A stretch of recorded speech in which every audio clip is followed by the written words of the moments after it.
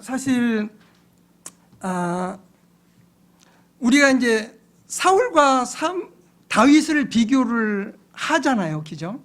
그러면서 이제 사울에 대해서는 부정적으로 생각하고 다윗에 대해서는 긍정적으로 생각을 합니다. 저도 마찬가지고. 그런데 언젠가는 이제 제가 성경을 계속 읽으면서 요약하는 게 한 6독 정도는 됐을 것 같은데, 요약하면. 보면서 이제, 그런데 사울에게서 발견됐던 그 모습이 내게서 발견되는구나 하는 생각을 가지게 됐어요. 물론 저도 이제 어려서부터 주님 안에서 살고 20대 초반에 구원받고 나서 그 이후로 주님 뜻대로 산다고는 했는데 내가 최선을 다한 게 아닌가. 정말 모든 면에서 다윗같이 하나님을 의뢰하고 살지 않고 나의 합리와 나의 이성 이런 것으로 살지 않았나 하는 생각을 들면서 이 사울에 대해서 좀 더 15장을 좀 보게 됐습니다. 그래서 이것이 이제 나의 모습이고 또한 내가 그렇게 되지 않기를 바라는 마음에서고 또 여러분도 이제 어쨌든 사울을 보면서 그 속에서 혹시 우리가 사울 같은 모습이 있다면은 제거할 수 있기를 바라면서 이제 함께 말씀을 좀 보겠습니다. 지금 오늘 본문은 이제 사무엘상 15장 이야기는 사울에게 있어서 굉장히 매우 불행한 사건입니다. 그죠? 이 사건을 계기로 왕에서 이제 버림을 받았어요. 그 버림받은 이유는 사울의 불순종 때문입니다. 그죠? 사울 왕은 왜 하나님께 버림을 받았는가? 결국 결론적으로는 불순종 때문입니다. 성경에 보면 이제 사울의 세 가지 불순종이 크게 나타나 있거든요. 첫 번째는 이제 블레셋과의 믹마스 전투가 있었는데 사무엘이 일주일에 있다 오겠다 그랬는데 정한 기한 내에 오지 않는 거예요. 그러니까 이제 조급함이 생겨서요. 그래서 사무엘이 본인이 자기가 직접 제사를 지낸 겁니다. 월권 행위를 한 거죠. 그래서 사무엘에게 책망을 받았어요. 두 번째 불순종은 아말렉과의 전투에서 오늘 얘기입니다. 모든 것을 진멸하고 남기지 말라 하는 하나님의 명령이 있었는데 이제 그걸 지키지 않은 거죠. 세 번째는 블레셋과의 이제 길보아 전투, 마지막 전투에서 하나님께서 꿈으로도 대언자로도 어떤 방법으로도 대답을 하지 않으시니까 이제 결국은 신접한 자를 찾아간 거예요. 그래서 이제 결국은 마지막 큰 범죄를 해서 이제 하나님께 버림을 받게 되는데 순종의 강도가 이렇게 좀 점점 깊어지죠.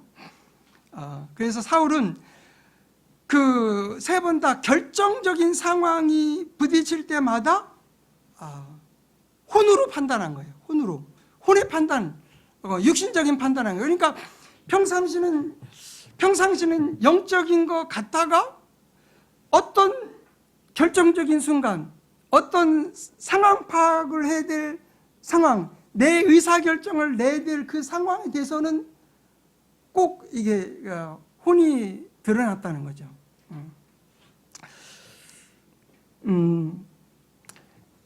자, 성경에서 우리가 대표적으로 이제 그 불순종의 예는 우리가 이제 아담이죠. 그리고 순종의 대표적인 예는 예수 그리스도 우리 주님이시고, 그래서 어쨌든 아담의 불순종으로 말미암아 인간이 고통과 저주가 이르게 됐고, 예수님의 순종으로 말미암아 고통과 저주에서 해방되었고 우리에게 이제 참 자유와 기쁨을 누리게 되었습니다.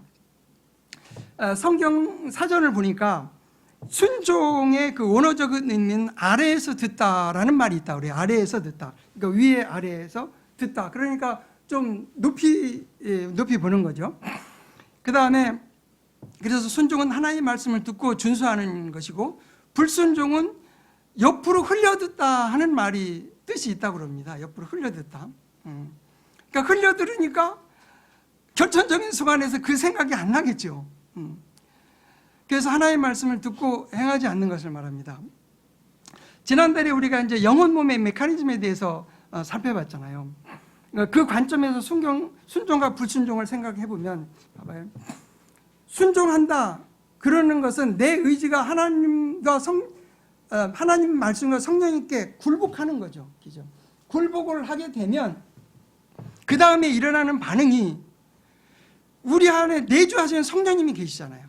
그 성령님께서 우리 영에게, 영과 연합해서 그 영이 우리 혼에게 능력을 주심으로 우리 혼이 순종을 하게 된다는 거예요. 좀 복잡하죠, 과정이. 그럼 우리가 어떤 걸 들었을 때 바로 혼이 행하면 되는데 왜 그렇게 혼이 굴복하고 성령이 영을 통해서 혼으로 와서 혼이 행하느냐? 그것이 바로 영적이냐 육적이냐 혼적이냐가 결정되는 거예요. 우리는 많은 경우에 있어서 혼적으로 행한다는 거예요. 듣고 바로 행하는 거죠. 하나님과 무관한 거예요. 하나님이 행해 주시기를 기대하지 않고 하나님이 역사하실 틈을 주지 않고 바로 우리 혼이 행하고 우리의 육신이 행하게 되는 거죠. 그래서 이 사울의 실패가 바로 이거라는 겁니다. 그가 하나님을 찾지 않았나요? 찾았어요. 하나님께 번제 헌물을 드린다. 내가 할례 받았는데 할례 받지 않는 사람들에게 내가 죽을 수 없다. 이런 식으로 하면서 뭔가 종교적인 표현도 하고 하나님께 대한 연결되어 있는 모습을 하는데 마지막 순간에 혼으로 행하고 육신적으로 행하는 모습이 결국은 실패하게 만들었고 불순종으로 인해서 하나님께 버림을 받았다는 겁니다. 그래서 불순종은 우리의 혼이 자아를 따르거나 또는 육신과 연합해서 하나님의 뜻과 반대되는 행위를 하는 것입니다. 혼의 의지나 태도에 의해서 순종과 불순종이 나눠지는 겁니다. 그래서 결국은 우리의 혼이 하나님께 굴복하느냐 안 하느냐, 이것이 목사님도 계속 강조를 많이 하시죠. 고린도후서 10장 5절 모든 생각을 사로잡아 그리스도께 복종시키느냐 안 하느냐가 결국 그리스도인의 성공과 실패가 좌우되는 것이고, 하나님께 인정받느냐 인정받지 않느냐, 그의 삶이 억셉터블 되느냐 안 되느냐가 결정된다 하는 것입니다. 그래서 이 시간 사울 왕의 불순종의 죄, 불순종의 원인, 그리고 그로 인한 하나님의 심판에 대해서 한번 생각해 보겠습니다. 그래서 먼저 사울 왕의 불순종의 죄를 이제 읽기는 했는데 다시 한번 요약해서 말씀드리면, 15장 3절에 보면 사무엘은 사울 왕에게 나타났어요. 그래서 가서 아말렉 족속을 쳐서 그들이 가진 모든 것을 진멸하고 남기지 말라 하고 하나님께서 명령하셨습니다. 아말렉을 진멸해야 될 이유가 2절에 나와 있어요. 이스라엘이 이집트에서 나올 때에 리비딤에서 이스라엘 뒤에서 공격을 했던 거예요. 그러니까 이스라엘을 공격했다는 것은, 이스라엘은 하나님의 백성인데 하나님의 백성을 공격했다는 것은 하나님을 공격한 것으로 하나님께서 받아들이신 거죠. 그래서 이제 출애굽기 17장 16절에 보면 주께서 아말렉과 대대로 싸우리라 하고 이제 맹세를 하셨습니다. 이제 사울 왕이 받은 하나님의 명령은 아말렉의 모든 것을 진멸하고 남기지 말라 하는 것입니다. 그래서 남자와 여자, 어린아이와 젖먹이, 소와 양과 낙타와 나귀 모든 것을 죽이라는 거예요. 남김없이. 좀 잔인한 것 같죠? 그러나 하나님께서는 진멸하라고 말씀하십니다. 아말렉에 대한 하나님의 심판을 집행하신 겁니다. 그래서 사울은 이제 1만 명의 군사를 거느리고 가서 이제 오늘 본문에 있는 대로 아말렉을 쳐서 승리했어요. 하웰라에서부터 이집트 맞은편에 있는 수르에까지 가서 이제 진멸했어요. 그러나 아각 왕은 산채로 잡아왔습니다. 그리고 이제 사울 왕과 백성이 양과 소들을 진멸했습니다. 그러나 나쁘고 가치 없는 것만을 진멸하고 양과 소의 살찐 것 중에서 좋은 것은 남기고 진멸하지 않았어요. 그리고 사울은 이제 갈멜에 이르러서 자기를 위해서 여기 처소를 예비했다고 그랬는데, 다른 번역에 보면은 이제 기념비라는 표현도 있습니다. 그래서 기념비 처소를 세우고 자축을 하고 이제 진앙에서 이제 길갈로 내려갔습니다. 길갈에 하나님의 그 성막이 있는 곳이기 때문에 내려갔습니다. 그때 하나님께서 이제 사무엘에게 이제 나타나셨어요. 15장 11절에 이렇게 보시면은 내가 사울을 왕으로 삼은 것을이나 슬퍼하노니, 하나님께서 슬퍼하신다. 그러니까 인간이 이해할 수 있는 언어로 표현하신 것 같아요. 하나님께서 슬퍼하신다. 그가 나를 따르는 것에서 돌이켜 내 명령을 수행하지 아니하였느니라 하시니라. 그러므로 그것으로 인하여 사무엘이 근심하여 온 밤을 주께 부르짖으니라. 모세가 자기 백성을 위해서 중보했던 것처럼 사무엘도 사울을 위해서 중보를 했는데 하나님께서는 더 이상 안 받아주셨어요. 노하셨어요. 하나님께서는 사울 왕의 불순종을 슬퍼하셨습니다. 이제 사울 왕이 사무엘이 이제 사울을 이제 만나러 갔습니다. 이제 사울 왕의 불순종의 원인, 또 하나님의 평가에 대해서 보겠습니다. 사울 왕의 불순종의 원인 첫 번째는 사울 왕의 자기 중심적인 태도입니다. 13절에 보시면은 사울은 내가 주의 명령을 수행하였나이다 하고 얘기를 하고 있어요. 자기 중심적인 태도라고 했는데, 하나님께서는 분명히 모든 것을 진멸하고 남기지 말라 하고 말씀하셨는데 사울은 아각 왕을 살리고 또 좋은 양과 소들은 죽이지 않고 가져왔어요. 내가 그러면서 주의 명령을 수행하였나이다 하고 말하는 거예요. 사울은 하나님의 명령을 정확하게 이행하지도 않았으면서도 주의 명령을 수행했다고 말하는 것입니다. 자기는 최선을 다했다는 것이죠. 사울은 50%만 순종했습니다. 50%, 반만 순종했어요. 가서 열심히는 싸웠어요. 그러나 하나님께서는 절반의 순종을 순종으로 여겨주시지 않으시고 불순종으로 여겨주셨다는 거예요. 이게 이제 우리가 하나님께 두려워해야 할 그런 마음입니다.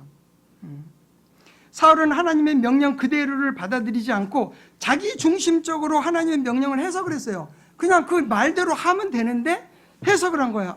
하나님이 그렇게 말하셨어도 이게 합리적이지 않냐?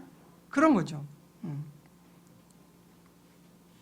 그리고 자의적으로 생각하고 자의적으로 수행했던 것입니다.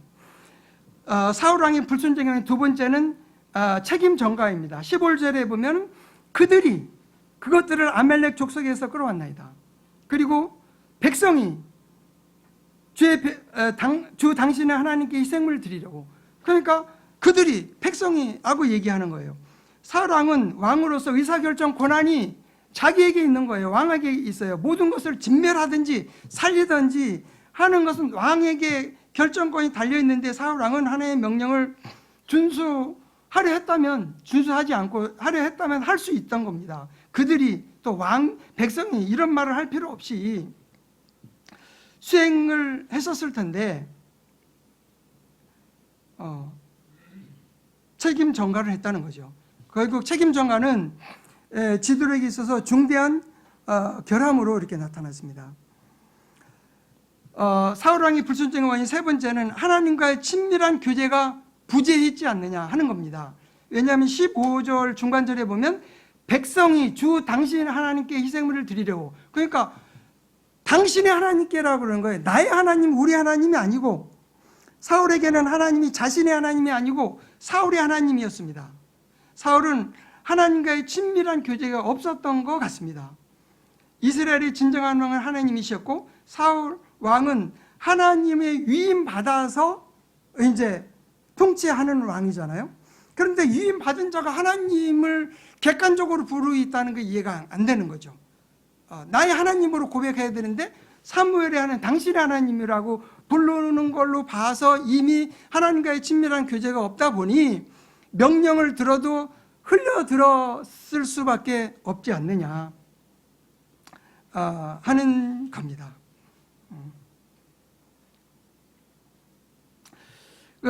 다윗의 예를 보면 18편 1절에서 3절까지 보면 이렇게 고백하고 있습니다. 오 나의 힘이 되시는 주여, 내가 주를 사랑하리이다. 주는 나의 반석이시오, 나의 유세시오, 나의 구출자시오, 나의 하나님이시오, 내가 신뢰할 나의 힘이시오, 나의 방패시오, 나의 구원의 뿌리시오, 나의 높은 망대의 시로다. 찬양받기에 합당하신 주를 내가 부르리니 이로써 내가 원수들에게 구원을 받으리로다. 얼마나 간절한 고백입니까? 이런 노래에 비하면 너무나 하나님과 멀어졌던 게 아닌가. 사울왕의 불순종의 원인 네 번째는 자기 합리화와 변명입니다. 15절에 보시면 백성이 주 당신의 하나님께 희생물을 드리려고 가져왔는데, 하나님께 희생물을 드리려고 가져왔다, 이겁니다. 한마디로 사울은 우량한 소와 양을 보니까 죽이기가 사실 아까웠던 거예요. 그래서 하나님의 명령을 수행하기보다 자신의 생각을 더 신뢰했습니다. 좋은 품질의 양, 소들을 뭐 죽일 필요가 있겠나 싶었던 거죠. 부하들에게 전리품으로 주고 백성들에게 나눠주면 명성이 높아질 수도 있고 그렇지 않겠습니까? 그래서 사무엘이 사울에게 소와 양의 울음소리는 무엇입니까? 하고 이제 얘기하니까 그때서야 하나님께 희생물을 드려 가져왔다. 이제 이렇게 변명을 했다는 것입니다. 자기 합리화를 한 거죠. 사울은 자기의 불순종에 합리화하고 있는 것입니다. 좋은 것들을 하나님께 희생물로 드리기 위해서 가져왔다는 것입니다. 목적이 수단을 정당화할 수는 없는 것입니다. 불순종으로 얻은 것은 희생물을 하나님께서 받으실 리가 없습니다.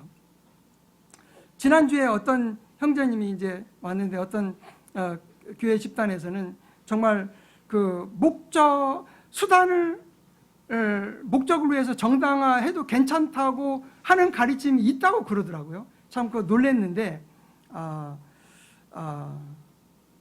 참 놀랐어요. 성경에는 전혀 그렇지 않잖아요.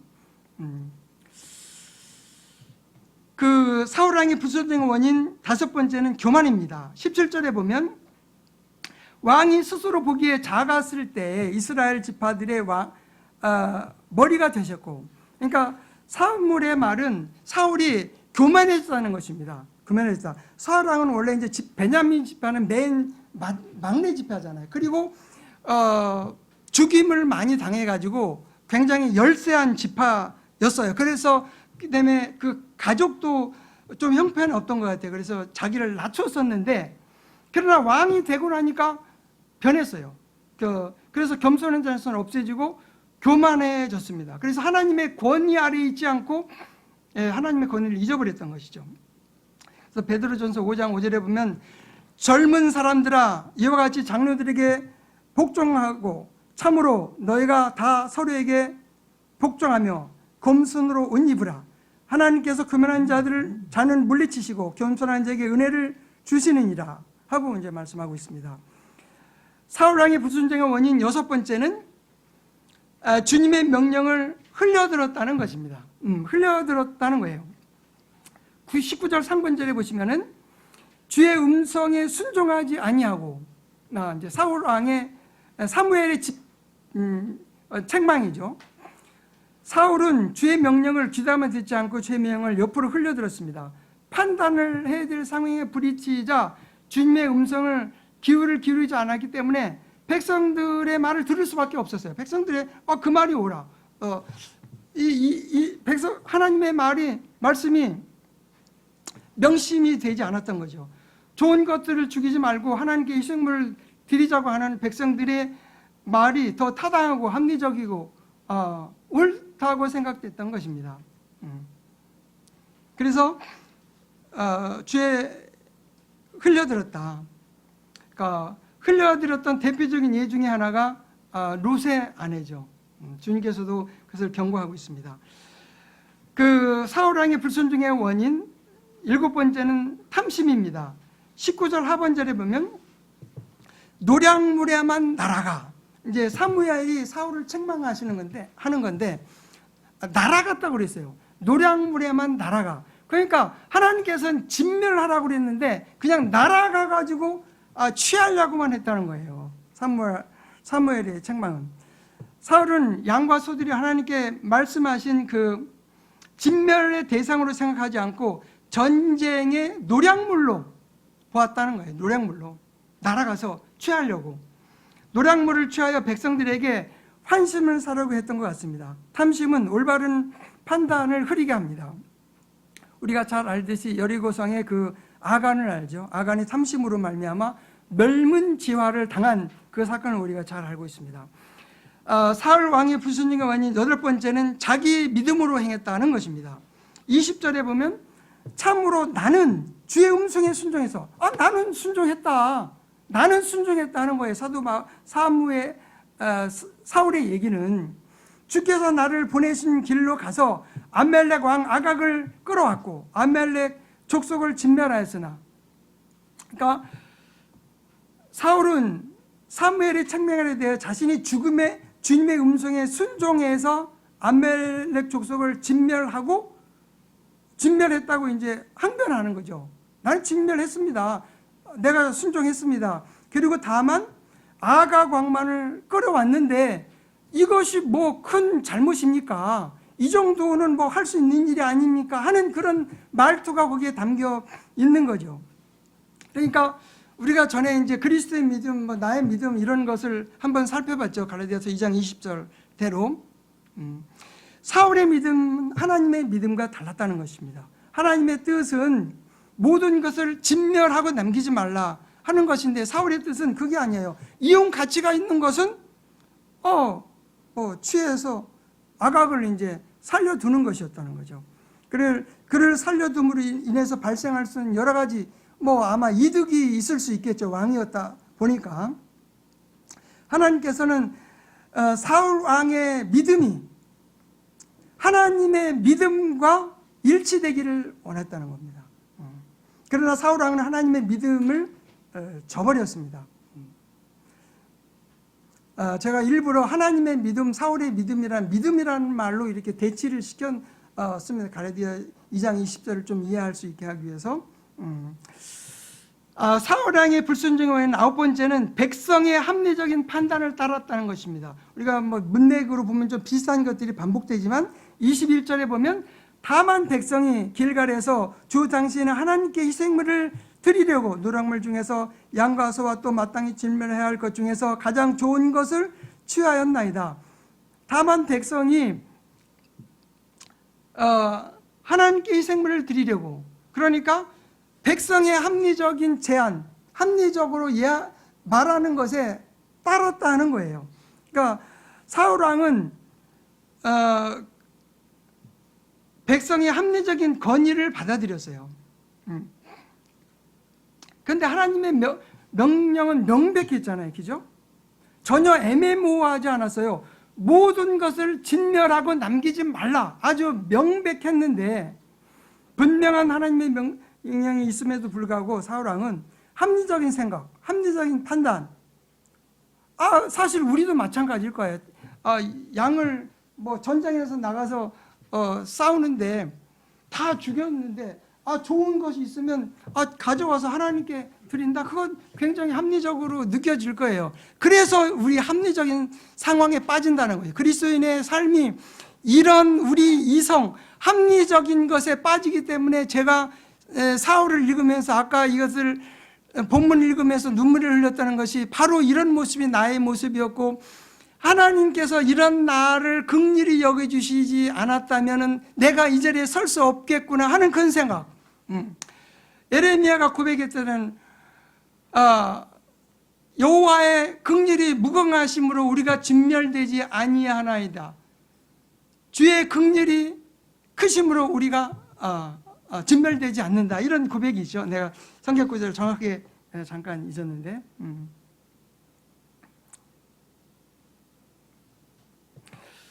로마서 7장 18절에 있는 대로 우리의 육신에는 선한 것이 거하지 않습니다. 그러니까 많이 들었죠. 하나님께 순종하지 않고 우리 혼에서 나오는 그것도 역시 육신적인 행위라는 것을 우리가 사실 인정하려 들지 않아요. 솔직히 그래요. 우리가 일상적인 생활을 할 때 전부 혼의 생활입니다. 사실 혼의 생활인데 그것이 영적으로 가기 위해서는 우리가 하나님께 의뢰해서 하나님에 의해서 움직이느냐 혼으로 그냥 움직이느냐 그 차이인데 밖에서는 모른다는 거예요. 밖에서는 몰라요. 겉으로 보기에는 몰라요. 하나님만은 아시죠. 그러니까 이 말씀을 볼 때 두렵고 떨림으로 하나님 앞에 설 수밖에 없다. 우리가 사울만 제거됐나요? 40년 중에서 20년의 생애는 하나님께서 인정하지 않는 not acceptable한 삶이었다는 거예요. 하나님께서 인정되지 않았어요. 20년은 그냥 전혀 그냥 무가치한 삶이었다는 거죠. 사울 왕에게 있어서 우리도 그렇지 않다는 보장이 어디 있겠어요.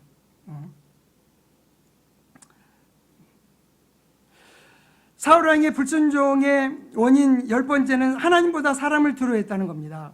20절에 보면 내가 백성을 두려워하고 그들의 음성에 순종한 까닭에 사울은 하나님의 책망에 마지못해서 자신의 잘못을 인정했어요. 마지못해서 자신이 백성들을 두려워해서 그들의 음성에 순종한 까닭에 하나님의 뜻을 이제 어겼다는 겁니다. 하나님의 명령을 위임받아서 전쟁에 나간 왕이 하나님을 두려워하기보다 백성을 두려워했다는 것입니다. 백성들이 불만, 원망, 불평 이런 것을 아마 염려했겠죠. 그러니까 하나님의 명령을 직접 받은 사람하고 백성들은 직접 받지 않았기 때문에 그들은 나중에 사울 왕에 대해서 원망할 게 아니 왕이요 그걸 왜 죽입니까? 하고 얘기할 게 아니에요. 그러면 그거에 대해서 답변할 만한 그런 자신이 없었던 거겠죠. 하나님을 두려워하는 마음이 있었다면 백성들의 두려움을 물리쳤을 텐데 그런 마음이 약했다는 거예요. 사울 왕의 불순종의 원인 11번째는 인생의 자랑입니다. 12절에 보면 자기를 위하여 초소를 세우고 또 30절에 보면 나를 존중히 여기사 나와 함께 되돌아가서 그러니까 이제 이렇게 말하고 있습니다. 사울은 전쟁의 승리가 자신의 힘과 능력으로 이룩한 것으로 생각을 했어요. 그래서 자기를 위해서 초소를 마련했다. 아까 말씀드렸듯이 이제 기념비를 세웠다는 겁니다. 자기 이름을 내겠다는 것이죠. 또 사울은 장로들 앞에서 또 백성들 앞에서 사울이 자신을 여전히 지지하고 있다는 것을 느끼게 하고 싶어요. 왜냐하면 그 당시에 사무엘이 여전히 하나님의 사람이라는 것을 알았기 때문에 그래서 하나님께 자기하고 경배를 같이 가서 하면은 사무엘이 사울을 지지하고 있겠구나 하는 것을 장로들과 백성들이 보고 느끼게 하고 싶었던 거예요. 그래서 같이 가자. 그러나 사무엘이 안 가겠다 하고 단호하게 얘기를 합니다. 처음에는. 그러나 나중에는 할 수 없이 왕을 생각해서 이제 가게 되지만요. 그래서 사울은 하나님께 경배 드린 것조차도 자신의 위신과 체면을 세우는 수단으로 생각했다는 거죠. 이것이 우리의 모습인 것 같아요. 이러한 인생의 자랑에 사로잡힌 태도가 하나님께 불순종하는 상황에까지 이르게 되고 말았습니다. 사울은 불순종의 죄를 범하고도 그 마음에는 하나님을 두려워하기보다도 백성 앞에서 자신의 명예만을 생각했습니다. 사울 왕의 불순종의 원인 12번째 마지막입니다. 하나님의 뜻에 대한 영적인 무감각으로 생각을 합니다. 2절에 보면은 이제 아말렉이 이스라엘에게 행한 일, 곧 이스라엘이 이집트에서 나올 때 그가 길에서 숨어 그를 기다린 일을 내가 기억하나니, 이건 하나님께서 말씀하시는 거예요. 하나님께서 기억한다 이거예요. 하나님께서 아말렉에 대해서 생각하는 것만큼 사울 왕은 아말렉을 진멸해야 될 정확한 이유를 감지하지 못했던 거예요. 영적으로 무지하고 인식이 떨어졌다는 거죠. 출애굽기 17장 14절 거기 본문에서도 주께서 모세에게 이르시되 이것을 책에 기록하여 기념으로 삼고 또 여호수아의 귀에 그것을 되풀이하여 말하라. 내가 하늘 아래에서 아말렉에 대한 기억을 철저히 없애리라 하시니라. 지금 출애굽기는 그 창세기, 출애굽기, 레위기, 민수기, 신명기는 모세오경이잖아요. 왕들은 모세오경을 칠사해서 옆에 놓고 읽게 돼 있어요. 그렇기 때문에 그 사울 왕이 이 아말렉에 관한 이 기사를 읽어야 되는 거예요.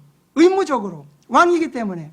그러니까 이제 그런데 지금 하나님이 내가 하늘 아래서 아말렉에 대한 기억을 철저히 없애리라 하는 하나님이 아말렉에 대해 생각하는 그런 정도의 인식이 없었던 거예요. 그냥 뭐 그 죽여도 되고 안 죽여도 되고 이 정도로 생각했지 않나.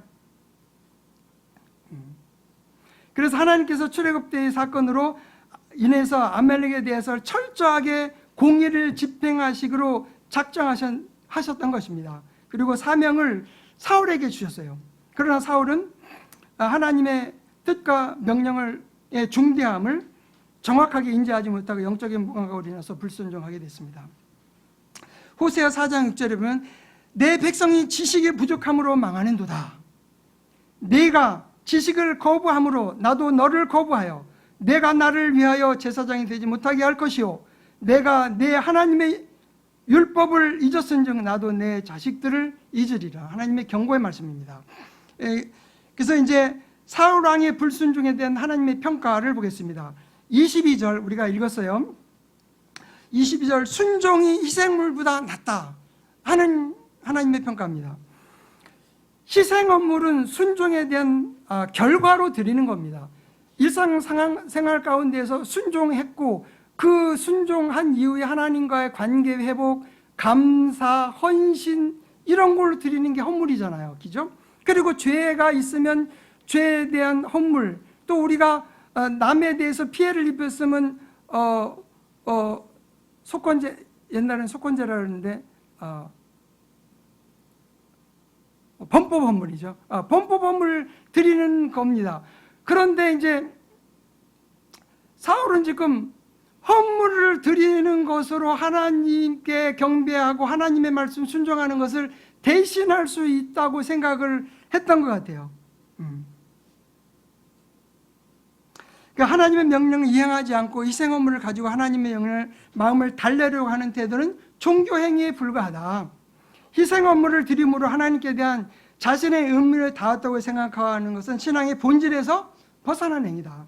하나님의 말씀을 듣고 순종하는 것을 형식적으로 하나님께 경배 드리고 희생물을 드리는 것으로 결코 대체할 수 없다. 대체할 수 없다. 그래서 예수님께서도 마태복음 9장 13절에 오직 너희가 가서 내가 긍휼을 원하고 희생물을 원치 아니하노라 하신 말씀이 무슨 뜻인지 배우라 하고 말씀을 하셨습니다. 우리의 삶 속에서 긍휼을 베푸는 삶을 살아야지, 그렇지 않고 희생물을 드린다고 하나님 앞에 나오는 그런 자세만으로 나온 것은 하나님께서 기뻐하시지 않는다. 그래서 제가 acceptable이라는 말을 이제 자주 언급해요. 그래서 내 자세가 하나님, 내가 자세, 나의 생각, 내가 드리는 것이 하나님께서 acceptable한가 하는 것을 항상 생각하고 싶고 그렇게 하기를 원해요. 여전히 부족한 건 사실이지만,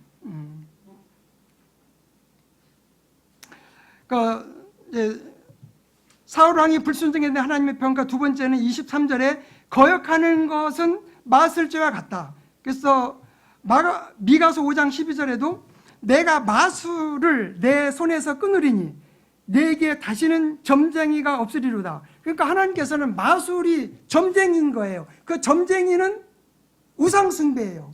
그러니까 결국은 그 거역하는 것은 그 다른 신을 따르는, 점쟁이를 따르는 것과 같은 정도로 여긴다는 거죠, 하나님께서는. 그래서 이제 지금 사무엘이 사울 왕을 책망하는 내용이죠. 그리고 세 번째, 사울 왕의 불순종에 대한 하나님의 평가. 세 번째는 완고한 것은 불법과 우상 숭배와 같다 하고 말씀하십니다.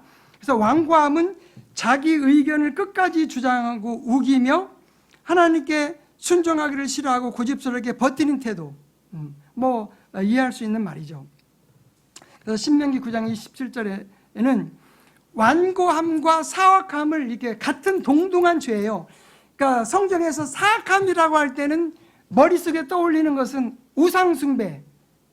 우상숭배를 대표적인 사악함이거든요. 그런데 여기에서 완고함과 우상숭배는 대등한 죄로 여기고 있다는 거예요. 그만큼 하나님께서는 목이 뻣뻣한 백성이라고 책망하시면서 완고함에 대해서 굉장히 질타하시는데 바로 그런 모습이었다.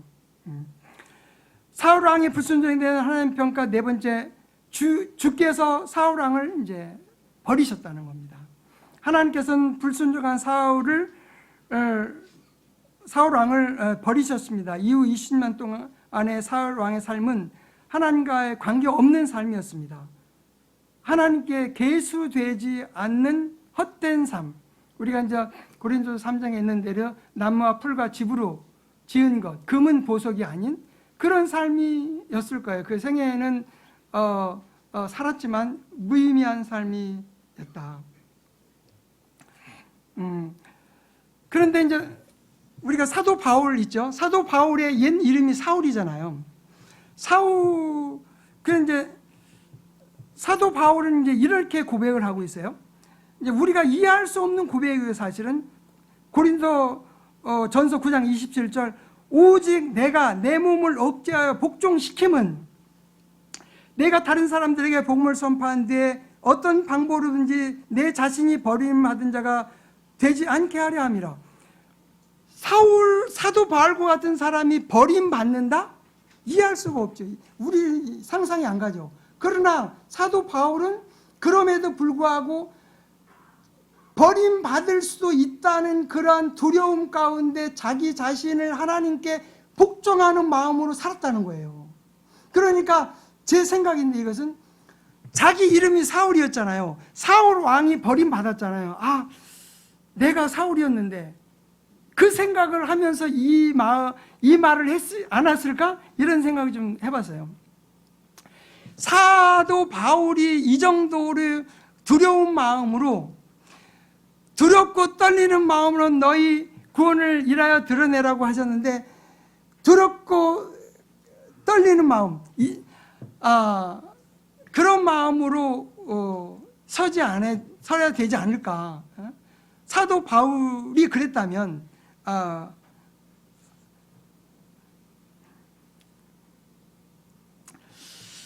이제 적용을 해서 네 가지만 좀 생각해 보겠습니다. 사실 성경의 스토리로 지나간다면 의미가 없습니다. 창세기부터 계시록까지 주제는 예수 그리스도잖아요, 그죠? 예수님. 그래서 예수님의 순종의 본을 따르자 하는 것입니다. 히브리서 5장 8절로 9절, 그분께서 아들이실지라도 친히 고난을 받으신 일들로 말미암아 순종하기를 배우사 완전하게 되셨으므로 자기에게 순종하는 모든 자들에게 영원한 구원의 창시자가 되시고 하고 말씀을 하시고 있고, 우리가 이제 히브리서 2장 5절 그렇죠. 빌립보서 2장 5절 11절 그 부분은 너무 잘 알고 있는데 그 부분을 이제 참조하시고, 또 두 번째, 예수님께서 우리 마음의 왕자에 거하시게 해야 된다는 겁니다. 그러니까 이제 지난달에 했던 메시지인데, 사실 믿음으로 그리스도께서 우리 마음에 거하시게 우리가 해야 된다는 거죠. 그러니까 예수님은 분명히 우리 혼 그 안에 영이 있기 때문에 영 안에 예수님이 계셔요. 그러나 우리가 믿음을 구사하지 않는다면 예수님은 우리 마음에서 왕으로 통치하실 수가 없다는 겁니다. 우리의 의지, 우리의 혼으로 예수님에 막으면은 예수님이 우리를 통치하실 수가 없어요.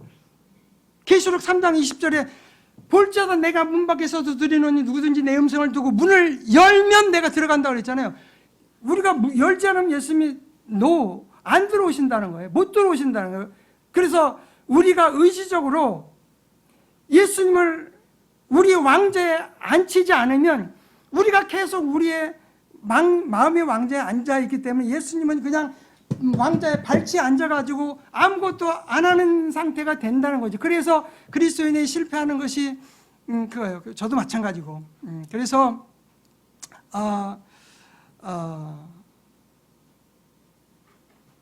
에베소서 3장 사도 바울이 에베소 교회를 위해서 드렸던 그 간절한 기도, 믿음으로 그리스도께서 너 마음속에 계시게 하시고 믿음을 구사해야 된다는 겁니다.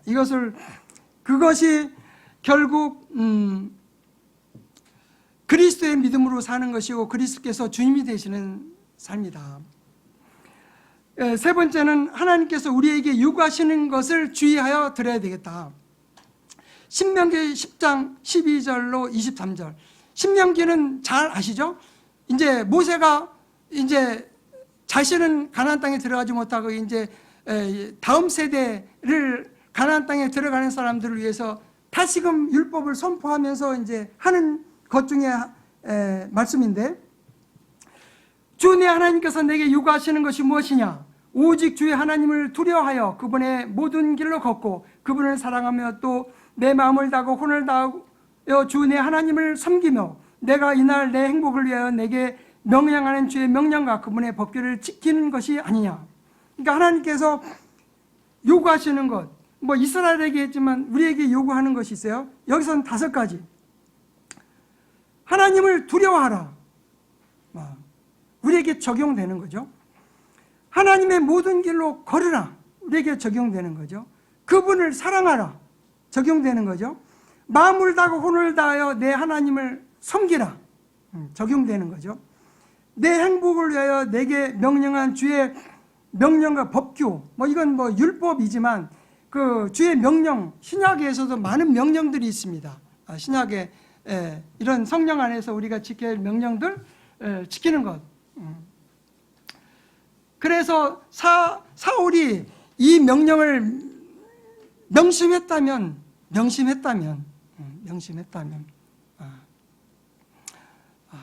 참 안타깝지 않습니까? 사울 왕이 초대 왕으로 돼서 사실 아무것도 준비하지 않고 왕이 됐어요. 그런데 두 번째 불순종으로 인해서 아웃됐다는 것이 참으로 애석하다는 거죠. 참으로 애석하다. 그것이 나일 수 있고 우리일 수 있기 때문이죠. 미가서 6장 8절. 오 사람아, 그분께서 무엇이 선한 것인지 내게 보이셨나니 주께서 내게 요구하시는 것은 오직 의롭게 행하고 긍휼을 사랑하며 겸손하게 하나님과 함께 걷는 것이 아니냐 라고 말씀하고 있습니다. 그래서 마지막, 우리의 아멜렉을 진멸하기 위해서 우리의 속사람을 강건하게, 속사람의 강건을 구해야 되겠습니다. 우리의 아멜렉은 바로 우리의 육신입니다. 잠깐 기도하겠습니다.